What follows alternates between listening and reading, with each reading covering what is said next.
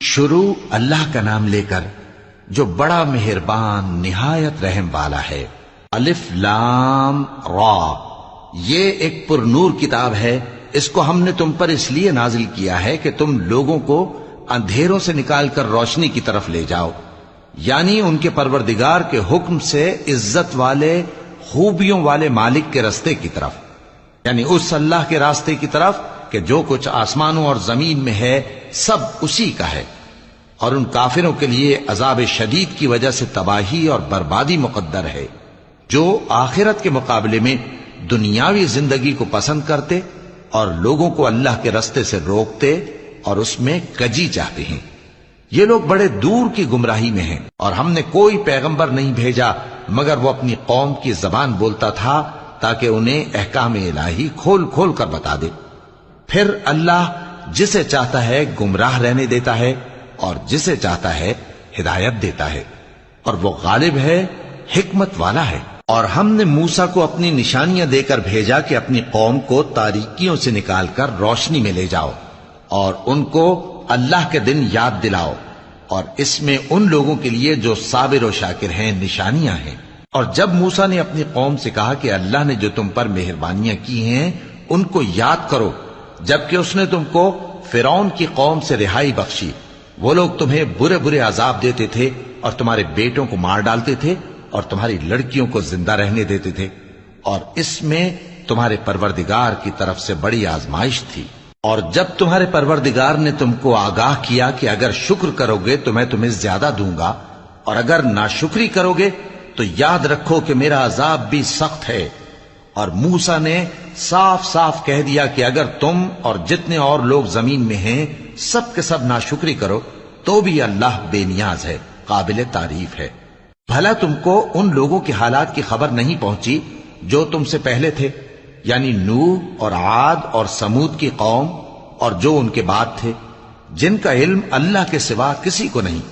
جب ان کے پاس ان کے پیغمبر نشانیاں لے کر آئے تو انہوں نے اپنے ہاتھ ان کے منہوں پر رکھ دیے کہ خاموش رہو، اور کہنے لگے کہ ہم تو تمہاری رسالت کو تسلیم نہیں کرتے، اور جس چیز کی طرف تم ہمیں بلاتے ہو ہم کو اس میں بھاری شک ہے۔ ان کے پیغمبروں نے کہا، کیا تم کو اللہ کے بارے میں شک ہے جو آسمانوں اور زمین کا پیدا کرنے والا ہے؟ وہ تمہیں اس لیے بلاتا ہے کہ تمہارے گناہ بخشے اور ایک مدت مقرر تک تم کو مہلت دے۔ وہ بولے کہ تم تو ہمارے ہی جیسے آدمی ہو، تمہارا یہ منشا ہے کہ جن چیزوں کو ہمارے بڑے پوجتے رہے ہیں ان کے پوجنے سے تم ہمیں روک دو، تو اچھا کوئی کھلی دلیل لاؤ، یعنی معجزہ دکھاؤ۔ پیغمبروں نے ان سے کہا کہ ہاں ہم تمہارے ہی جیسے آدمی ہیں، لیکن اللہ اپنے بندوں میں سے جس پر چاہتا ہے نبوت کا احسان کرتا ہے، اور ہمارے اختیار کی بات نہیں کہ ہم اللہ کے حکم کے بغیر تم کو تمہاری فرمائش کے مطابق معجزہ دکھائیں، اور اللہ ہی پر مومنوں کو تو بھروسہ رکھنا چاہیے۔ اور ہم کیوں اللہ پر بھروسہ نہ رکھیں حالانکہ اس نے ہم کو ہمارے دین کے سیدھے رستے بتائے ہیں، اور جو تکلیفیں تم ہم کو دیتے ہو اس پر ہم صبر کریں گے، اور اہل توکل کو تو اللہ ہی پر بھروسہ رکھنا چاہیے۔ اور جو کافر تھے انہوں نے اپنے پیغمبروں سے کہا کہ یا تو ہم تم کو اپنے ملک سے باہر نکال دیں گے یا تم ہمارے مذہب میں واپس آ جاؤ۔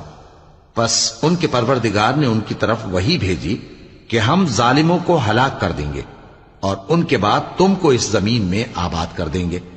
یہ اس شخص کے لیے ہے جو قیامت کے روز میرے سامنے کھڑے ہونے سے ڈرے اور میرے عذاب سے خوف کرے۔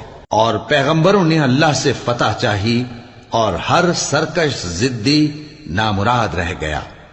اس کے پیچھے دوزخ ہے اور اسے پیپ والا پانی پلایا جائے گا، وہ اس کو گھونٹ گھونٹ کر کے پیے گا اور گلے سے نہیں اتار سکے گا، اور ہر طرف سے اسے موت آ رہی ہوگی مگر وہ مرنے میں نہیں آئے گا، اور اس کے بعد سخت عذاب ہوگا۔ جن لوگوں نے اپنے پروردگار سے کفر کیا ان کے اعمال کی مثال راکھ کی سی ہے کہ آندھی کے دن اس پر زور کی ہوا چلے جو اسے اڑا لے جائے۔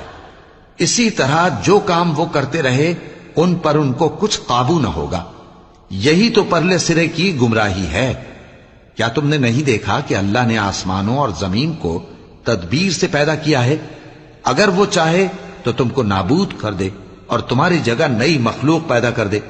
اور یہ اللہ کو کچھ بھی مشکل نہیں۔ اور قیامت کے دن سب لوگ اللہ کے سامنے کھڑے ہوں گے تو غریب پیروکار بڑے بن بیٹھنے والوں سے کہیں گے کہ ہم تو تمہارے پیرو تھے، کیا تم اللہ کا کچھ عذاب ہم پر سے دفع کر سکتے ہو؟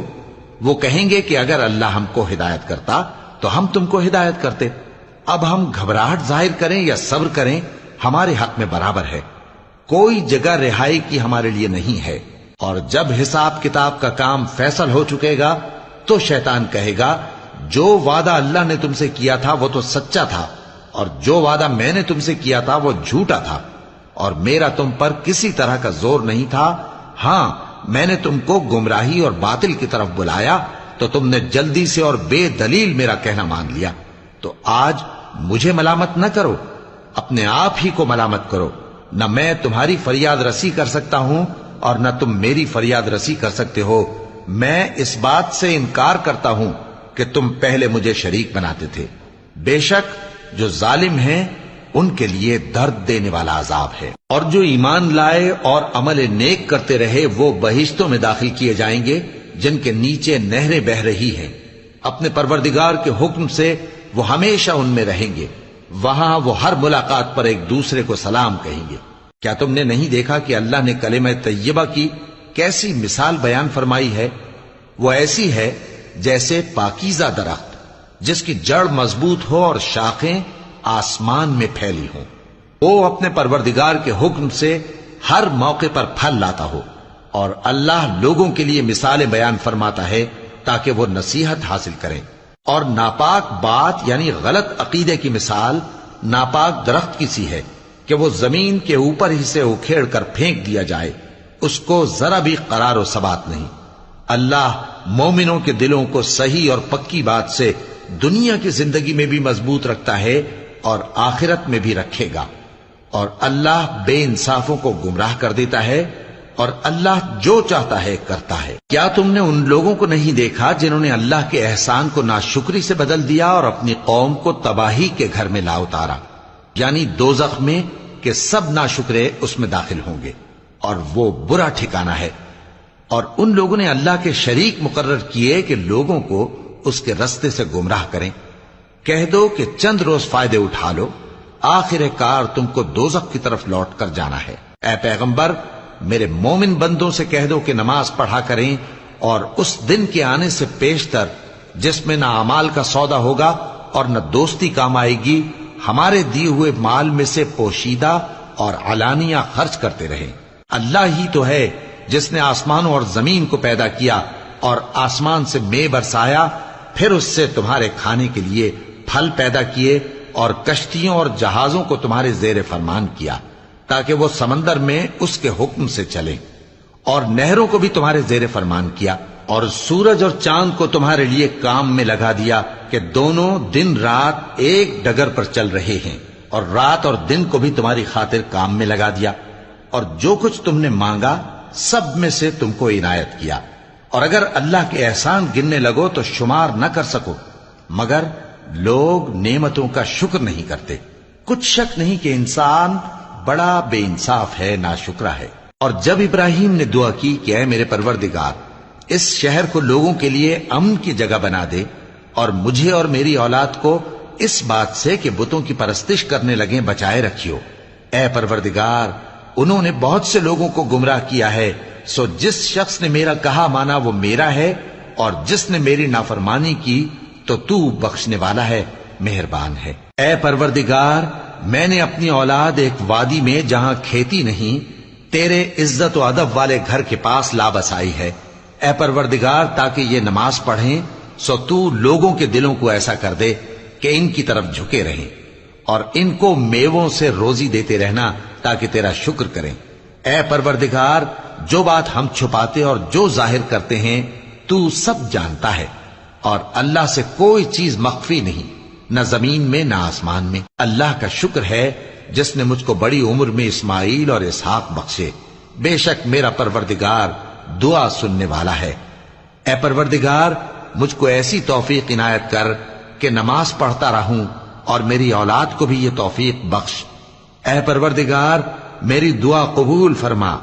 اے پروردگار، حساب کتاب کے دن میری اور میرے ماں باپ کی اور مومنوں کی مغفرت کیجو۔ اور مومنوں یہ نہ سمجھنا کہ یہ ظالم جو کام کر رہے ہیں اللہ ان سے بے خبر ہے، وہ ان کو اس دن تک مہلت دے رہا ہے جبکہ دہشت کے سبب آنکھیں پھٹی کی پھٹی رہ جائیں گی اور لوگ سر اٹھائے ہوئے میدان قیامت کی طرف دوڑ رہے ہوں گے، ان کی نگاہیں خود اپنی طرف لوٹ نہ سکیں گی اور ان کے دل مارے خوف کے ہوا ہو رہے ہوں گے۔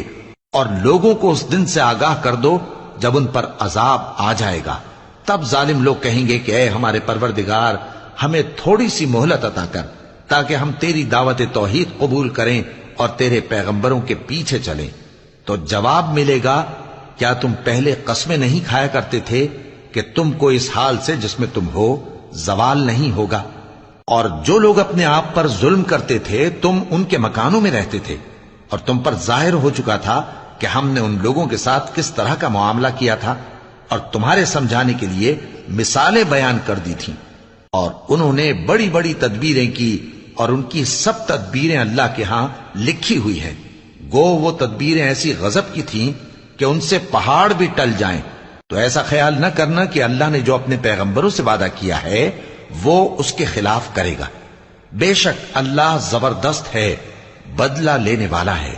جس دن یہ زمین دوسری ہی زمین بنا دی جائے گی اور آسمان بھی بدل دیے جائیں گے اور سب لوگ اللہ کے سامنے نکل کھڑے ہوں گے، جو یکتا ہے بڑا زبردست ہے۔ اور اس دن تم گناہگاروں کو دیکھو گے کہ زنجیروں میں جکڑے ہوئے ہیں، ان کے کرتے تارکول کے ہوں گے اور ان کے چہروں کو آگ لپٹ رہی ہوگی، یہ اس لیے کہ اللہ ہر شخص کو اس کے اعمال کا بدلہ دے۔ بے شک اللہ جلد حساب لینے والا ہے۔ یہ قرآن لوگوں کے نام اللہ کا پیغام ہے تاکہ ان کو اس سے ڈرایا جائے اور تاکہ وہ جان لیں کہ وہی اکیلا معبود ہے، اور تاکہ اہل عقل نصیحت حاصل کریں۔